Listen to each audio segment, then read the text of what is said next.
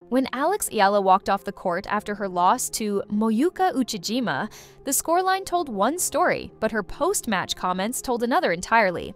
The 19-year-old Filipino star didn't mince words when she suggested the officiating and broader WTA systems had failed her in a match that could have altered her trajectory for the entire season. This wasn't a heat-of-the-moment outburst from a sore loser. This was a calculated statement from one of Asia's most promising talents, and it's forcing uncomfortable questions about how the tour treats players fighting their way up from outside the top 100. The silence from the WTA in the days following has only amplified the controversy. The match itself ended 6-4, 7-5 in Uchijima's favor at a WTA 125 event in Charleston, but the final score obscures what happened in the second set's pivotal ninth game. Eala was serving at 4-5 down break point when a baseline call went against her on what replays suggested was inside the line by approximately 2 centimeters. Without the benefit of Hawkeye technology, a system reserved for higher-tier WTA events and Grand Slams, Eala had no recourse to challenge. The chair umpire declined to overrule despite Eala's immediate protest, and 2 points later, the match was over. In her post-match press conference, attended by roughly 15 journalists compared to the 70-plus who show up for top 10 player availabilities at premier events, Eala stated, "At this level, we're playing for our careers, for rankings points that determine whether we can even afford to keep playing professionally. The technology exists. The tour chooses not to use it at events where it matters most to players like me." The statistical reality backs up her frustration. Players ranked between 100 and 200 on the WTA Tour compete primarily in 125-level events and lower-tier tournaments where electronic line calling systems are absent. According to data compiled across the 2024 season, these players contested approximately 420 matches at venues without Hawkeye, compared to just 180 matches at events with the technology. The disparity becomes stark when you consider that a single ranking point at this level can mean the difference between direct entry into a WTA 250 main draw versus burning through qualifying rounds. For Eala, ranked 155th at the time of the Uchijima match, those 2 points from a second-set victory would have moved her to 147th, a seemingly small jump that actually represents the difference between automatic qualifying draws at multiple upcoming tournaments versus relying on wild cards or skipping events entirely due to entry list cutoffs. The WTA's official response came 3 days later, in the form of a brief statement that acknowledged the complexity of implementing technology across all levels of professional tennis, while noting that officiating standards remain consistent regardless of venue. The statement was released at 4:47 p.m. on a Friday afternoon Eastern Time, a timing that media analysts often associate with attempts to minimize coverage of potentially damaging news. Social media engagement told a different story about public interest. Within 48 hours of Eala's comments, the phrase WTA officiating generated 127,000 mentions across Twitter and Instagram, according to social listening data from Brandwatch. That number represents a 340% increase compared to the previous month's average for WTA-related officiating discussions. Filipino sports Twitter accounts, which collectively reach approximately 8.2 million users, amplified Eala's statements with a combined engagement rate 18% higher than their typical tennis content. The immediate financial implications for Eala were quantifiable and significant.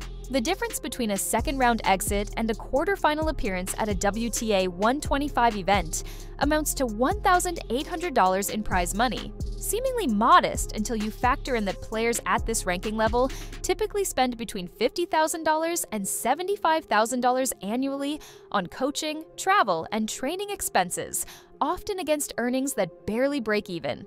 Eala's 2024 prize money through the Charleston event totaled $43,200, meaning that $1,800 represents roughly 4.2% of her annual income to that point. For context, that's proportionally equivalent to a player earning $2 million, losing $84,000 due to a single officiating decision. The ranking points carried even greater weight. Historical data from the past 5 seasons shows that players who crack the top 125 by mid-April secure direct entry into an average of 6.3 additional main draws throughout the remainder of the season, compared to those who remain between 126 and 175. Each main draw entry is worth a minimum of $3,500 in first-round prize money, not counting the points that enable further upward mobility. Uchijima's perspective adds another dimension to the controversy. The 25-year-old Japanese player, ranked 118th entering Charleston, had fought through 3 qualifying rounds just to reach the main draw. Her post-match comments were diplomatically measured.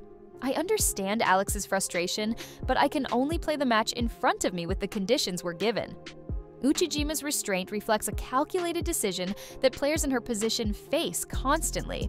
Speaking out risks alienating tournament directors who control wildcard distributions and sponsors who prefer athletes to maintain non-controversial public profiles.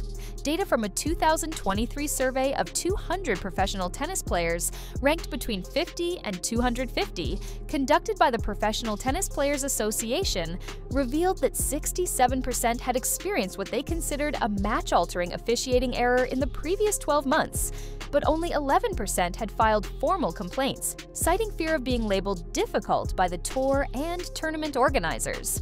The contrast with how similar controversies play out at the sport's highest level illuminates the power dynamics at work. When Serena Williams disputed line calls during her 2018 US Open semifinal against Naomi Osaka, the incident generated an estimated 2.4 billion media impressions within 72 hours and prompted the USTA to immediately review its code violation protocols. When Iga Swiatek criticized the tour's scheduling practices during the 2024 Miami Open, the WTA released a detailed response within 8 hours and announced a formal review of its calendar planning process. These players had the leverage of massive fan bases, lucrative broadcast partnerships that networks threatened to renegotiate, and sponsors whose brand values aligned with athlete advocacy. Eala's call-out, by comparison, generated mainstream coverage primarily in Southeast Asian markets, with American and European tennis media treating it as a secondary story. ESPN's tennis coverage that week allocated approximately 7 minutes of its 120-minute broadcast window to the controversy, compared to 34 minutes spent analyzing Carlos Alcaraz's practice session outfit choice. For Alex Eala personally, this moment represents a crossroads that extends far beyond a single match result. Her current ranking trajectory was already precarious before Charleston. Through the first 14 weeks of 2024, she had posted a 12-11 record in WTA-sanctioned events with total earnings of $43,200, as previously noted.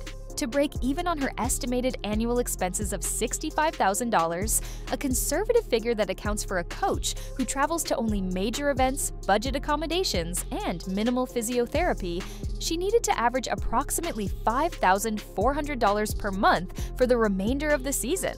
That requires consistently reaching quarterfinals at 125-level events or second rounds at WTA 250 tournaments.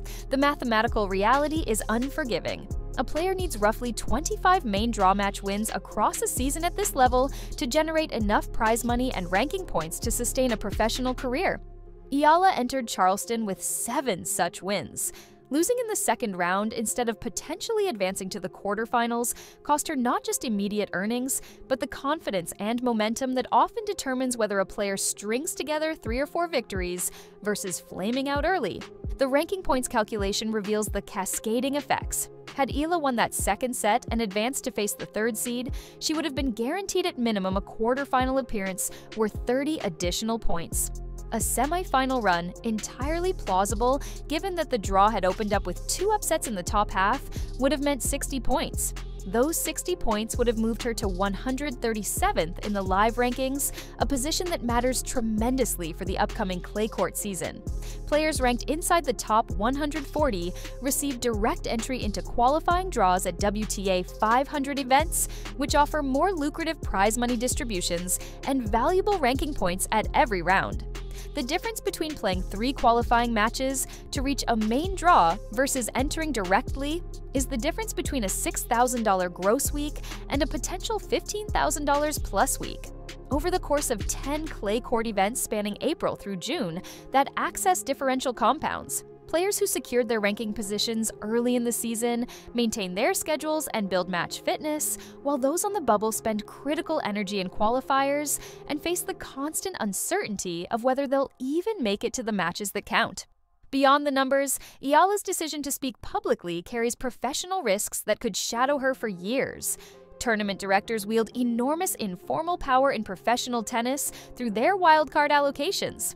A WTA 250 event has 4 main draw wildcards and 4 qualifying wildcards to distribute, and directors frequently use these spots to reward players who have supported their events through years of participation, maintained positive relationships with local media, and avoided public controversies that complicate sponsor relationships. Directors communicate regularly through unofficial channels, and reputations travel fast. A player who criticizes officiating or tour policies at one event may find herself mysteriously unable to secure wildcards at others, with no formal explanation required. Historical examples abound. After Bethany Mattek-Sands criticized a tournament's court conditions in 2016, she went 14 months without receiving a wildcard to any event outside her home country, despite being a former top 30 player with a Grand Slam doubles title. The unofficial blacklist was never acknowledged, but the pattern was clear to anyone paying attention. For Moyuka Uchijima, the controversy creates its own uncomfortable dynamic. Her victory, legitimately earned regardless of the disputed call, now carries an asterisk in public perception. Japanese tennis fans, who have driven viewership increases of 23% for WTA events broadcast on WoWow since Uchijima's breakthrough 2023 season, want to celebrate their players' success without the taint of controversy. Uchijima's modest social media following, approximately 18,000 Instagram followers compared to Eala's 280,000, means she lacks the digital platform to control her own narrative. The match will appear in her career statistics as an unremarkable second-round victory, but for those who followed the story, it becomes the win that sparked a controversy. This dynamic affects her marketability to sponsors who increasingly scrutinize not just results, but how those results are perceived. Japanese sportswear brand Mizuno, which signed Uchijima to a modest apparel deal worth an estimated $35,000 annually in 2023, now faces questions about whether the controversy impacts their athlete's brand value, even though Uchijima herself did nothing wrong. The broader implications for the WTA Tour expose systemic issues that leadership has avoided confronting for years. The technological divide between premier events and lower-tier tournaments reflects a business model that prioritizes the sport's most visible assets, top 20 players at prestigious venues, while treating the developmental pipeline as an afterthought. Electronic line calling systems cost between $50,000 and $85,000 per court to install and calibrate, with additional annual maintenance fees of approximately $12,000. For a WTA 125 event operating on a total budget of $200,000 to $350,000, that represents an impossible expense without external funding. The WTA, which generated approximately $180 million in revenue during the 2023 season, according to financial disclosures, has chosen not to subsidize this technology for lower-tier events, instead leaving tournaments to secure funding independently or operate without it. This creates a two-tier system where players with established rankings benefit from technology that protects them from officiating errors, while those fighting to break through face the very errors that could prevent them from ever reaching the level where the technology becomes available. Viewership data underscores how the tour's priorities shape resource allocation. The 2024 Australian Open Women's Final between Aryna Sabalenka and Zheng Qinwen drew an average of 3.2 million viewers on ESPN and an additional 1.8 million on streaming platforms globally. By contrast, WTA 125 events rarely secure television broadcast deals at all, appearing instead on regional streaming services that generate viewership measured in the thousands rather than millions. The Charleston 125, despite featuring Eala's controversial match, peaked at approximately 4,800 concurrent viewers on Tennis Channel Plus's streaming platform. that 1,000 to 1 disparity in audience size directly determines where the WTA invests its resources, which creates a self-perpetuating cycle. Lower-tier events lack the production values and technological infrastructure that attract viewers, which means they continue to receive minimal investment, which ensures they remain invisible to mainstream audiences, which justifies the ongoing lack of investment. The financial architecture of professional tennis ensures that players outside the top 100 operate in a fundamentally different economic reality than their higher-ranked peers. Consider the prize money distribution at a typical WTA 250 event. The champion earns approximately $28,000, while a first-round qualifier who loses in the main draw earns $2,600. The travel and accommodation costs for that week, flights, hotels, meals, and local transportation typically run between $1,800 and $2,500, meaning the player nets as little as $100 for a week of professional competition. Now multiply that across the 20 to 30 events a player at Eala's level might contest annually, and the mathematics of sustainability become clear. Only those who consistently win multiple matches at each event generate enough income to cover expenses and invest in the coaching and training that might elevate their games. A single officiating error that costs a player a match in the second round versus a potential quarterfinal run isn't just frustrating, it's economically devastating. The history of player activism in professional tennis reveals a clear pattern. Successful challenges to tour authority correlate almost perfectly with a player's current ranking and marketability. When Serena Williams received a code violation for coaching during the 2018 US Open final, her immediate denunciation of chair umpire Carlos Ramos sparked a global conversation about sexism in officiating that dominated sports media for 2 weeks. The US Open released a formal statement within 36 hours addressing her concerns. The WTA issued a comprehensive defense of Williams' right to advocate for herself. That response was possible because Williams represented the tour's most valuable asset, a transcendent star whose presence in any tournament increased ticket sales by an estimated 19% and broadcast viewership by approximately 28%, according to data compiled by sports marketing firm Repucom. Tournament directors and tour officials understood that alienating Williams risked alienating millions of fans and jeopardizing sponsorship deals worth tens of millions of dollars. Compare that institutional response to what happened when Bethany Mattek-Sands, ranked 68th at the time, criticized Wimbledon's court preparation in 2015 after suffering a serious knee injury. Her comments were dismissed as sour grapes by tournament officials.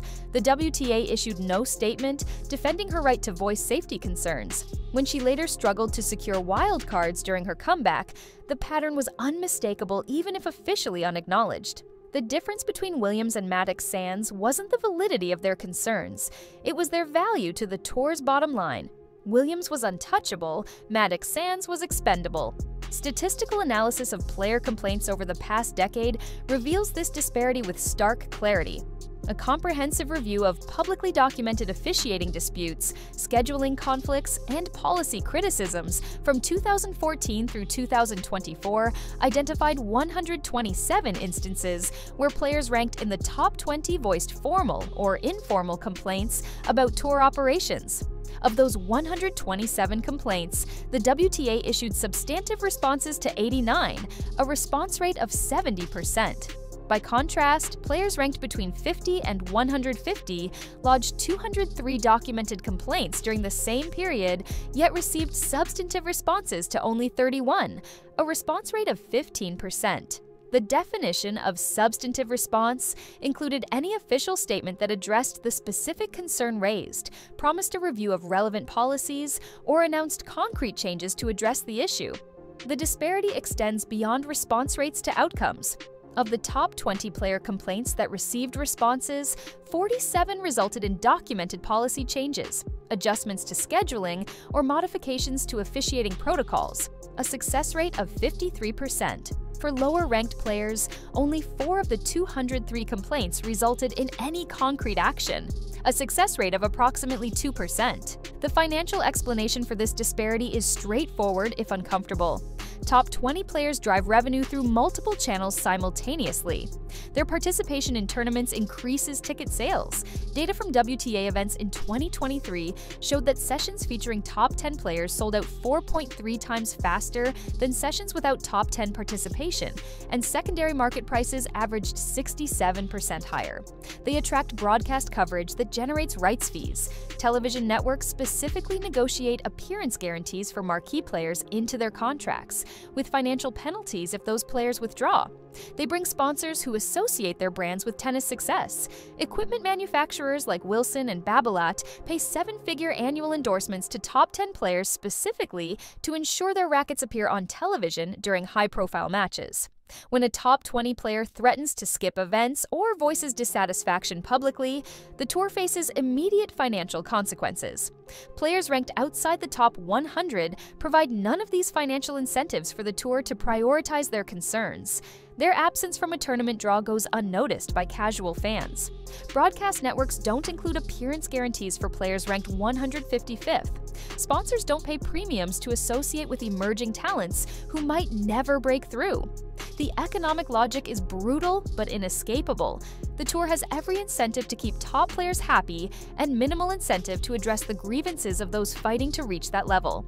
Historical precedents for successful player movements reveal that change typically requires either collective action or the involvement of star players willing to leverage their status on behalf of lower-ranked peers. The formation of the WTA itself in 1973 succeeded because stars like Billie Jean King and Rosie Casals risked their careers to advocate for equal prize money and better conditions for all women players. Their willingness to boycott tournaments and organize alternative events forced tennis establishments to negotiate. More recently, Naomi Osaka's decision to withdraw from the 2021 French Open, citing mental health concerns and oppressive media obligations, sparked a tour-wide conversation that resulted in modified press conference requirements and increased mental health resources.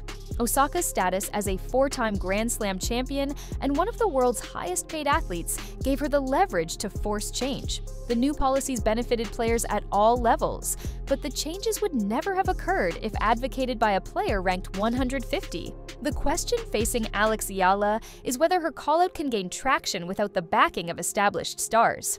Her situation differs from Williams's or Osaka's in a critical respect. She's not challenging subjective policies like dress codes or press conference formats, but rather highlighting an objective technological disparity that affects match outcomes. This arguably makes her case stronger on the merits, while simultaneously making it less likely to generate the public pressure necessary to force change. Casual fans understand the frustration of mental health struggles, or the unfairness of sexist officiating, because these issues resonate beyond tennis. The absence of electronic line calling at WTA 125 events is a technical concern that requires understanding of the tour's competitive structure to appreciate fully. It's a legitimate grievance that lacks visceral emotional appeal. Prize money evolution over the past 3 decades illustrates how the tour has consistently prioritized growth at the top while allowing the bottom to stagnate. In 1995, the WTA's total annual prize money distribution was approximately $45 million, with the year-end #1 earning around $2.8 million. By 2024, total annual prize money had grown to approximately $195 million, a 333% increase. The year-end #1's earnings had grown to roughly $12 million, a 329% increase. Those percentages track closely, suggesting proportional growth across the board, but examine the player ranked 151st and a different pattern emerges. In 1995, the 150-ranked player earned approximately $42,000 annually. In 2024, that figure had grown to roughly $78,000, an increase of just 86%. Adjusted for inflation, the 1995 figure of $42,000 equals approximately $84,000 in 1995, $2,024, meaning players ranked 150th today earn slightly less in real terms than their counterparts did 3 decades ago, despite the tour's massive overall revenue growth. This concentration of wealth at the top reflects a deliberate strategic choice. The WTA has modeled itself after other global sports leagues that emphasize superstar development and marketing. The NBA, for example, generates the majority of its broadcast value from approximately 30 players who drive viewership and merchandise sales. The WTA has pursued a similar approach, understanding that casual fans tune in to watch Iga Swiatek or Aryna Sabalenka, not to follow the journey of a player ranked 155th. This strategy has succeeded in growing the sport's overall revenue and visibility, but at the cost of creating an increasingly unsustainable pathway for emerging talents who lack independent financial resources to subsidize years of minimal earnings while they develop. Alex Eala's marketability as a rising star from the Philippines exists within a complex economic ecosystem that shapes how brands, broadcasters, and the tour itself evaluate players outside tennis's traditional power centers. The Philippine tennis market has experienced remarkable growth over the past 5 years, driven largely by Eala's emergence and the country's broader economic development. Broadcast viewership for WTA events on Philippine cable networks increased by 47% between 2019 and 2024, according to data from AGB Nielsen. That growth becomes more impressive when you consider that overall sports viewership in the country declined by 6% during the same period, meaning tennis specifically captured audience attention. The 2024 Australian Open, where Eala competed in qualifying, drew a peak audience of 2.1 million viewers on ESPN5 Philippines during her qualifying matches, comparable to the viewership for regular season NBA games on the same network.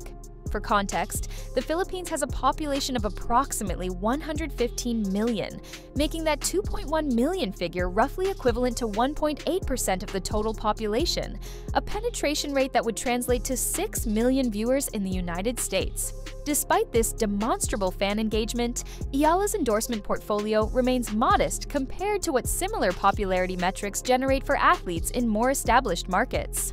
Her primary sponsors include Filipino sportswear brand Anta Philippines and telecommunications company Smart Communications, deals estimated collectively at $120,000 to $180,000 annually, a figure derived from comparable athlete endorsements in the Philippine market and industry standard calculations.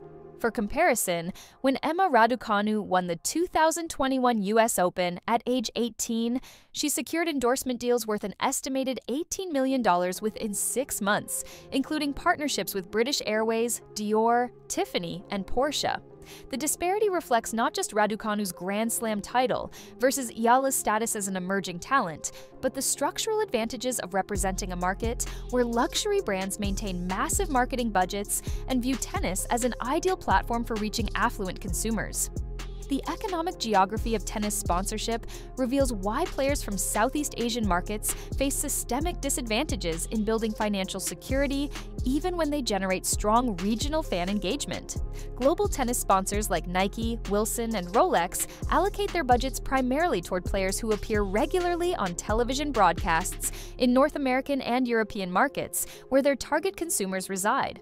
A player ranked 155th competes primarily in WTA 125 events and early rounds of WTA 250 tournaments, appearances that rarely receive broadcast coverage outside the host country.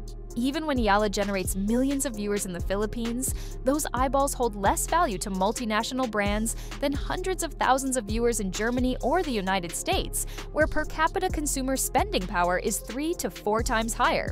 This creates a paradox where Eala might be more famous in her home country than a similarly ranked European player, yet earn a fraction of the endorsement income because brands calculate ROI based on the wealth of the audience, not its size. Tournament appearance fees represent another revenue stream where emerging players face structural disadvantages. Top 20 players routinely negotiate appearance fees ranging from $50,000 to $500,000 to compete at WTA 250 and 500 events, compensation that tournament directors pay to ensure marquee names appear on their draws. These fees are technically prohibited by WTA rules, but they're structured as marketing agreements or promotional appearances that happen to coincide with tournament weeks. Players ranked outside the top 50 almost never receive such payments.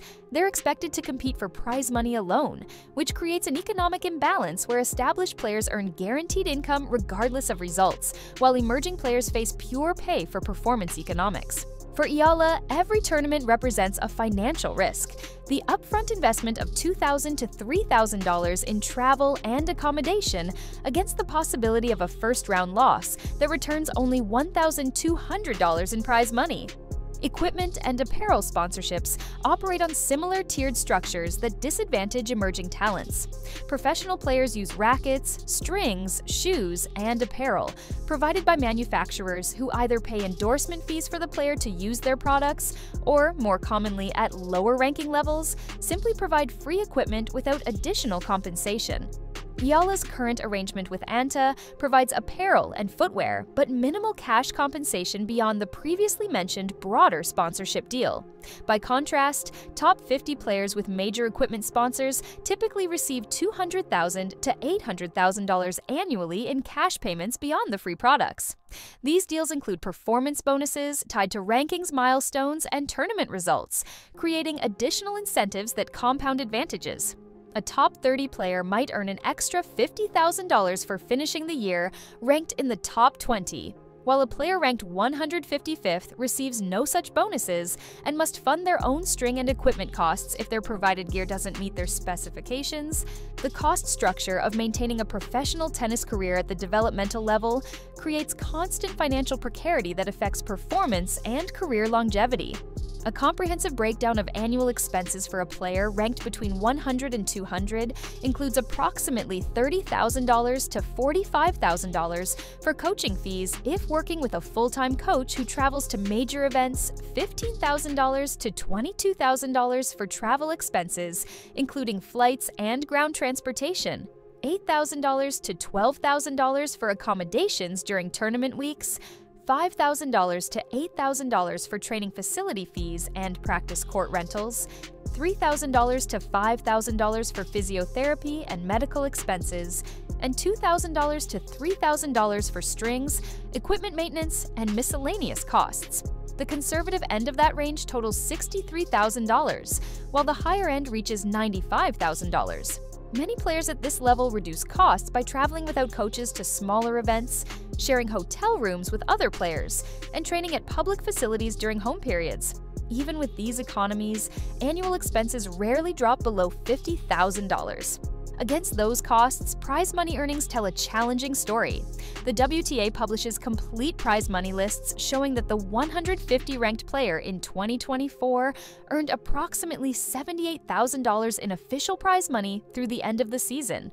After subtracting even conservative expenses of $55,000, that leaves $23,000 in net income, below the poverty line in many developed countries and insufficient to save for retirement or build financial security. Players who fail to maintain rankings inside the top 200 often face the decision to either secure external funding from family, national tennis federations, or private investors, or retire from professional competition entirely. Data from the WTA's own reports indicate that approximately 40% of players who achieve rankings between 100 and 200 in a given year fail to maintain those rankings for more than 2 seasons, with many retiring due to financial unsustainability rather than lack of competitive ability. National federation support varies dramatically based on a country's tennis infrastructure and economic resources. Players from established tennis nations like France, Germany, or Australia often receive coaching, training facilities, travel subsidies, and other support that effectively reduces their out-of-pocket expenses by $20,000 to $40,000 annually. The Philippine Tennis Association, operating with a smaller budget and fewer resources, provides Eala with some support, but cannot match the comprehensive backing available to players from wealthier federations.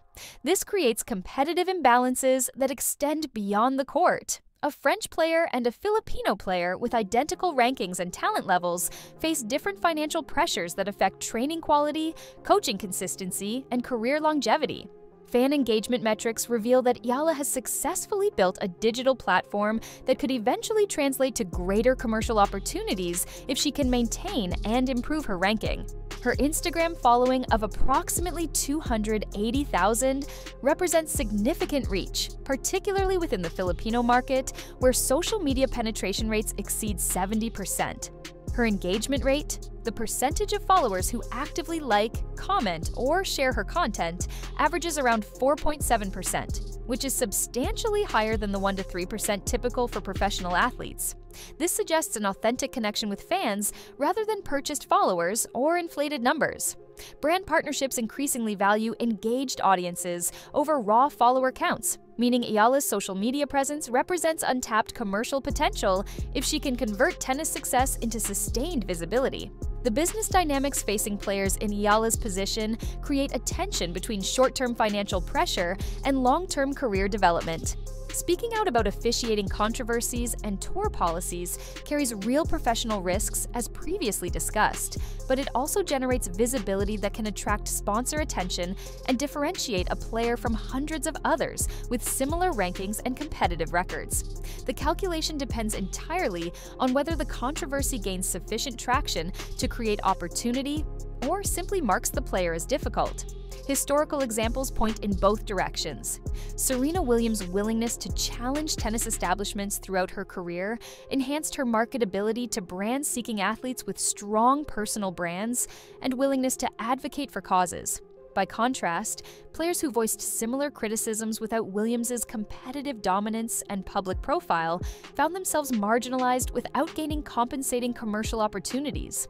The trajectory of this controversy will unfold through one of 3 general scenarios, each with distinct implications for Eala's career: the WTA Tour's governance and the broader question of equity in professional tennis. Scenario A envisions the WTA implementing meaningful reforms in response to sustained pressure from players, media coverage, and potentially sponsor concerns about the tour's reputation. This pathway would require several developments to align. First, additional players would need to publicly support Eala's concerns, creating a collective voice that's harder to dismiss than a single player's complaint. Historical precedent suggests this could happen if players see Eala face no immediate professional retaliation, encouraging others to share similar experiences. Second, the controversy would need to maintain media attention beyond the typical 72-hour news cycle. Investigative journalism pieces examining the full scope of officiating disparities between tour levels, or data analysis quantifying how often matches at lower-tier events feature controversial calls could sustain interest. Third, sponsors or broadcasters would need to signal concern about the tour's handling of player welfare and competitive integrity. If these conditions materialized, the WTA might announce a pilot program to introduce electronic line calling at select WTA 125 events, framed as an experiment to assess feasibility and costs. The tour could commit to expanding the program if results prove positive, though without specific timelines or financial commitments that would obligate actual implementation. This face-saving approach would allow leadership to claim responsiveness to player concerns while maintaining flexibility to slow walk or abandon the initiative if pressure dissipates. The most optimistic version of Scenario A would include a comprehensive review of officiating protocols, increased oversight of chair-umpire decisions at events without electronic review, and enhanced training programs to reduce errors. The WTA might establish a formal appeals process, allowing players to submit disputed calls for post-match review, with patterns of poor officiating resulting in umpire reassignments or additional training requirements. For Eala specifically, Scenario A could transform a frustrating loss into a career-defining moment that establishes her as an advocate for player rights. Brands increasingly seek athletes who stand for something beyond competitive success, particularly younger consumers who value authentic voices and social consciousness. If Eala emerges as the player who forced the tour to address a systemic inequality, that narrative could attract endorsement opportunities that supplement her tennis income and provide financial stability during continued ranking development. Tournament directors seeking to demonstrate progressive values might offer wildcards to showcase their support for player advocacy. Media coverage of her matches would include the background context of her role in pushing for change, providing additional visibility that helps build her profile beyond purely competitive results. The challenges with Scenario A are significant. The WTA has consistently resisted structural changes that increase operational costs without generating corresponding revenue increases. Electronic line calling systems represent exactly this type of expense. They improve competitive integrity and player satisfaction, but don't directly increase ticket sales or broadcast ratings. The tour's financial model prioritizes investments that drive revenue growth, which means proposals requiring significant capital expenditure without clear returns face substantial internal resistance. Additionally, the tour's governance structure gives disproportionate influence to tournament owners and directors, whose interests often conflict with player welfare. These stakeholders bear the costs of implementing technology at their events, while the tour reaps any reputational benefits. Convincing them to support expensive infrastructure investments requires either compelling them through public pressure or subsidizing costs through central tour funding. Scenario B represents the more likely outcome based on historical patterns.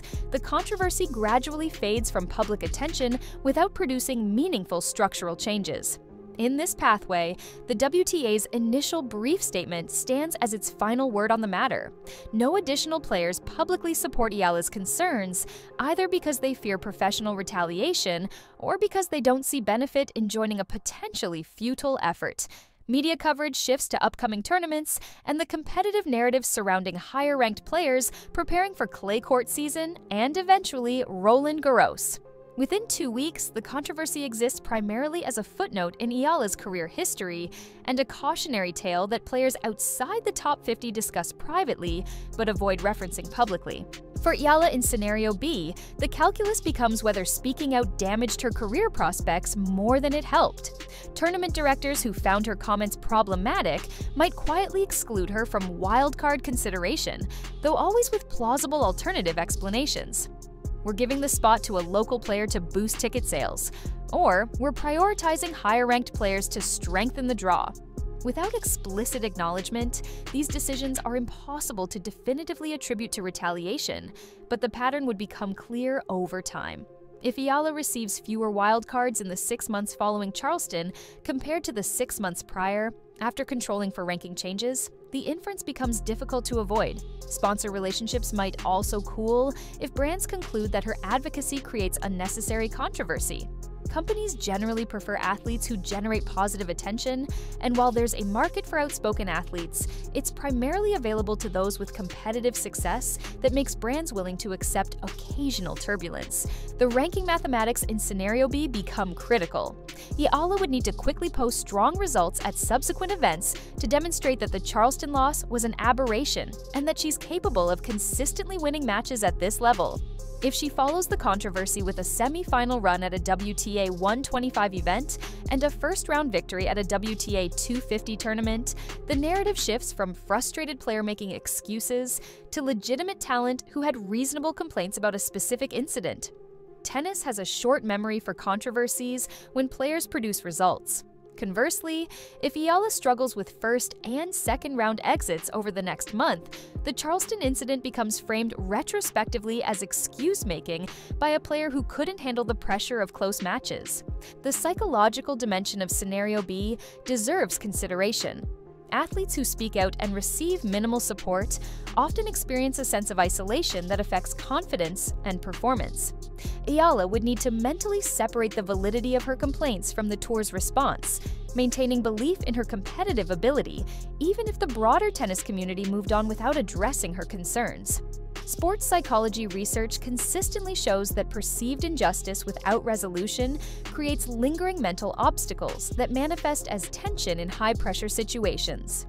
If Eala finds herself in another tight match with a questionable line call, the Charleston experience could trigger emotional responses that compromise her tactical decision-making. Top performers develop the ability to compartmentalize frustrations and focus exclusively on controllable factors, but that skill requires maturity and often years of experience. Scenario C presents the most transformative possibility. Eala's call-out sparks a broader player movement that fundamentally challenges the WTA's two-tier system. This pathway requires the involvement of higher-ranked players who decide to leverage their status on behalf of lower-ranked peers. Imagine if players like Coco Gauff, who has demonstrated willingness to speak on social issues, or Ons Jabeur, who has advocated for players from underrepresented regions, publicly endorsed Eala's concerns and called for reform. Their involvement would force the tour to engage substantively because dismissing or ignoring top 10 players carries immediate consequences. Sponsors who pay millions for association with these athletes would pressure the WTA to resolve the controversy to avoid brand damage. Tournament directors would worry that marquee players might decline to participate in their events if player welfare concerns remain unaddressed. The mechanics of Scenario C would likely involve the formation of a formal player coalition or expanded role for existing player organizations like the WTA Player Council. Players would need to articulate specific demands. Universal electronic line calling at all WTA-sanctioned events above a certain level, increased prize money at 125-level tournaments to offset the costs players incur, or an independent officiating review board with authority to overturn results in cases of egregious errors. The key would be moving beyond individual complaints to collective advocacy backed by the threat of meaningful action. If a significant number of players, particularly those ranked in the top 50 whose participation is contractually important, threaten to boycott certain events or withhold cooperation with tour marketing initiatives, the WTA would face genuine leverage that forced negotiation. Historical parallels exist in other professional sports. NBA players successfully negotiated significant revenue-sharing increases and improved working conditions through their union by demonstrating willingness to strike and absorb short-term financial losses for long-term gains. NFL players have repeatedly used collective bargaining to address health and safety concerns, most notably around concussion protocols and practice contact limitations. Tennis players have historically struggled to organize effectively because the sport's individual nature creates competitive incentives to defect from collective action. If most players boycott an event, those who participate face weaker draws and easier paths to ranking points and prize money. Overcoming this collective action problem requires either extraordinary solidarity or leadership from players whose competitive and financial positions are secure enough to sacrifice short-term opportunities for long-term structural change. For Eala specifically, Scenario C would transform her from protagonist to symbol. Her individual career would become less important than her role in catalyzing a movement, which carries both opportunities and risks. She could be remembered as the player who stood up when others remained silent, a legacy that transcends competitive achievements. That historical significance might attract opportunities in broadcasting, coaching, or tennis administration after her playing career. Alternatively, she might find herself typecast as an activist rather than appreciated as an athlete, with media coverage forever framing her through the lens of the controversy rather than her competitive development. Some athletes thrive with that kind of platform. Billie Jean King built a post-playing career around her advocacy for equality in tennis. Others find it constraining and wish they could be evaluated purely on athletic merit. The financial implications across these three scenarios vary dramatically. In Scenario A, where the tour implements reforms, Eala might see modest improvements in conditions but no direct financial windfall. Better officiating helps all players equally, and unless she secures specific endorsements based on her advocacy role, her earnings would still depend primarily on ranking improvement and prize money. Scenario B could actively harm her earning potential if tournament directors and sponsors view her as problematic, though strong results could overcome that reputation penalty. Scenario C offers the most polarized outcome. Either she becomes a cause célèbre who attracts sponsors aligned with athlete empowerment, or she becomes marginalized as too controversial for mainstream brands, limiting her commercial opportunities to niche partnerships that pay less than traditional sports endorsements. The timeline for clarity about which scenario is unfolding will emerge over the next 3 to 6 months. If additional players publicly support Eala's concerns within 2 weeks of Charleston, Scenario C gains credibility. If the WTA announces any form of review or study of officiating technology within 30 days, Scenario A becomes plausible. If neither of those developments occurs, Scenario B becomes the default, with attention shifting to Eala's on-court results as the primary determinant of her career trajectory. The spring clay court season represents a critical period. Her performances at WTA 250 events in Bogota, Strasbourg, and similar tournaments will either validate her competitive potential or suggest that Charleston was part of a broader pattern of close losses that indicate she's not yet ready for the next level. Grand Slam qualification mathematics add urgency to her situation. Roland Garros qualifying entry requires a ranking inside approximately 190 at the entry deadline 6 weeks before the tournament. Eala's current ranking of 155 provides cushion, but only if she maintains that position or improves. A series of early losses could drop her outside the cutoff, forcing her to request a wild card with no guarantee of selection. Wimbledon and the US Open operate on similar timelines with slightly different ranking thresholds.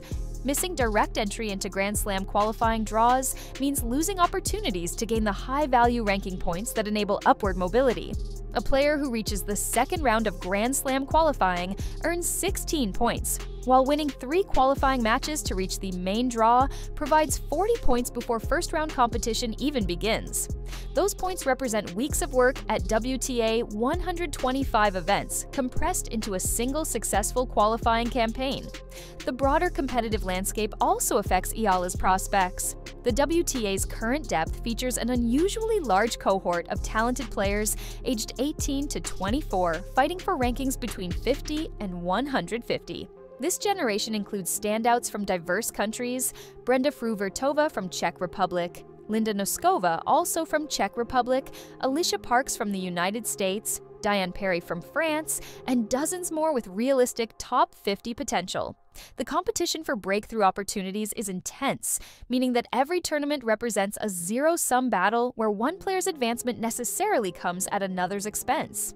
Eala isn't just competing against the 128 players in any given draw, she's competing against a generation of peers for the limited slots in major event draws, the scarce sponsor dollars available for emerging talents, and the finite attention of media and fans. Standing out in this crowded field requires either exceptional results or a compelling narrative beyond pure tennis. The Charleston controversy provides the latter, but only if she can leverage it effectively without letting it define or distract from her competitive development. The Alex Eala controversy crystallizes tensions that have simmered beneath professional tennis's surface for years: the growing disparity between the tour's glamorous public face and the precarious reality facing players fighting to break through, the technological inequities that create different competitive conditions based on ranking and event prestige, and the fundamental question of who the WTA exists to serve: established stars who drive immediate revenue, or the developmental pipeline that ensures the sport's long-term health. Eala's willingness to speak publicly about an officiating error and the systemic issues it represents forces these uncomfortable questions into the open, even if the tour would prefer to avoid them. The immediate facts of the Charleston match matter less than what they reveal about professional tennis's structure. Whether that specific line call was correct is ultimately unknowable without video review. And even if the call was wrong, individual officiating errors occur in every sport at every level. The deeper issue is that players at Eala's ranking face those errors without the technological safeguards that protect higher-ranked players, creating a system where competitive outcomes at the developmental level are more vulnerable to human mistakes than matches contested by established stars. That reality would be defensible if implementing electronic line calling were prohibitively expensive or technologically impossible, but neither is true. The tour has made a conscious choice to allocate its resources toward enhancing the fan experience at premier events rather than ensuring competitive integrity at lower tiers.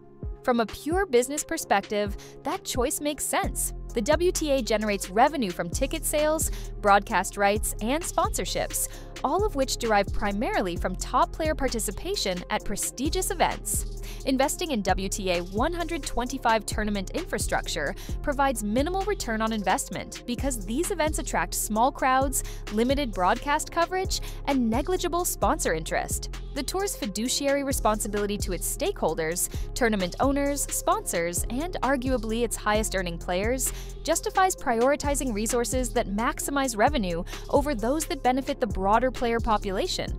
This calculus works perfectly well until someone like Eala points out that it creates a system that feels fundamentally unfair to those fighting to reach the level where they too might benefit from the tour's preferential resource allocation. The question for the WTA is whether maintaining this two-tier system carries long-term costs that outweigh the short-term logic. If talented players from emerging markets conclude that the path to professional tennis success is financially unsustainable without significant family wealth or generous federation support, the tour potentially loses future stars who might have diversified tennis's geographic appeal and attracted new audiences. If officiating controversies at lower-level events create lingering questions about competitive integrity, the sport's credibility could suffer even among casual fans who don't follow the developmental circuit. If players increasingly view the tour as indifferent to their concerns, organizing collective action becomes more likely as frustration builds. These are speculative risks that may never materialize, but they represent potential costs of the status quo that don't appear in quarterly financial statements. For Eala personally, the Charleston match and its aftermath have created a crossroads that will likely define her career regardless of which path she takes forward. She can continue to advocate for systemic change, accepting the professional risks that come with being labeled as difficult or controversial, and hope that either the tour responds or her advocacy attracts opportunities that compensate for any competitive disadvantages.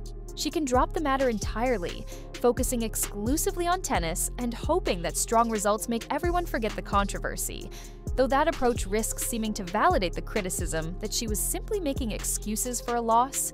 Or she can find a middle path, continuing to reference the issues when asked, but not proactively pushing for change, allowing others to carry the advocacy burden while she concentrates on climbing the rankings. None of these choices is obviously correct, and each carries trade-offs that depend on factors beyond her control. The ideal outcome would see her post strong results over the coming months, rising toward the top 100, where her competitive success validates her earlier complaints and makes clear that Charleston was about legitimate systemic concerns rather than sour grapes about a loss.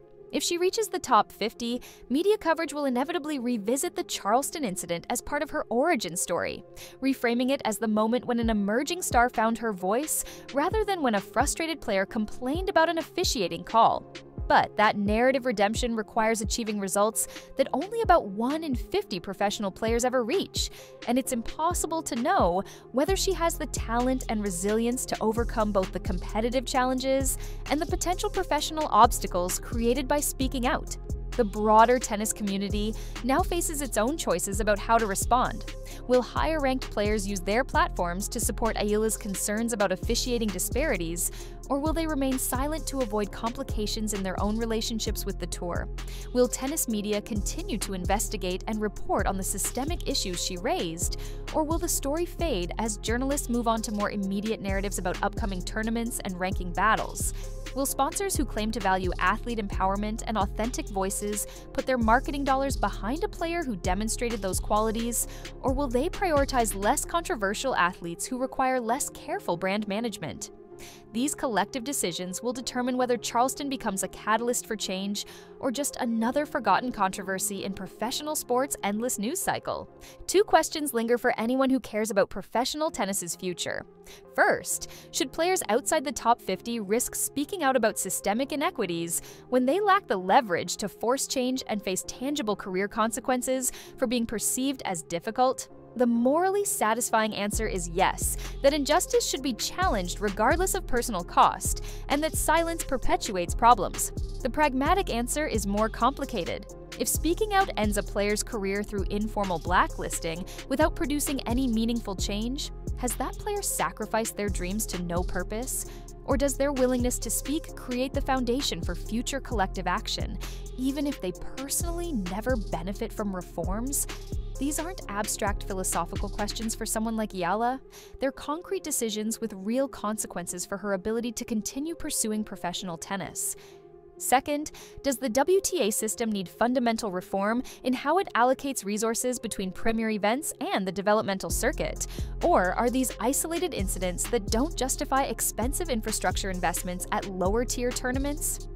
The case for reform rests on principles of competitive integrity and player welfare, that all professional matches should be contested under conditions that minimize officiating errors, regardless of whether those matches generate broadcast revenue or sponsor interest. The case for the status quo rests on resource constraints and business priorities, that the tour must invest where it generates returns, and that players accept these conditions when they choose to pursue professional tennis careers. Neither position is self-evidently wrong, which is precisely why the controversy resonates beyond this specific match. What happened in Charleston between Alex Eala and Moyuka Uchijima will ultimately matter less than how the tennis world responds to what it revealed. One player lost a match that she believes was unfairly taken from her. One tour faces questions about whether its operational choices create systematic disadvantages for emerging talents. One sport confronts the tension between business imperatives and competitive ideals. The answers to these challenges will emerge not from statements or promises, but from the decisions made over the coming months and years about how professional tennis values the players fighting to reach the level where their concerns might actually matter to those in power.